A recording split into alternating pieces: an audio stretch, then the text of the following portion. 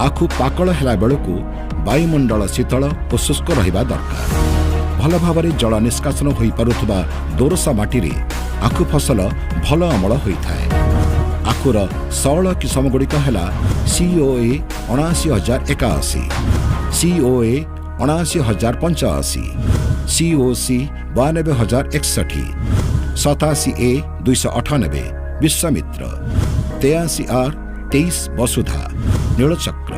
मध्यम किसम गुड़िक है उत्तरा, भवानी, भीमा, नीलमाधव, सविता, धनुष, श्याम और रघुनाथ इत्यादि।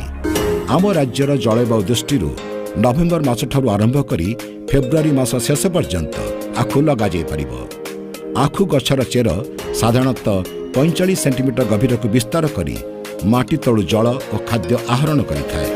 एथिपाई माटी को 5 ରୁ 7 थर गभीर चाष करी हल्का करने को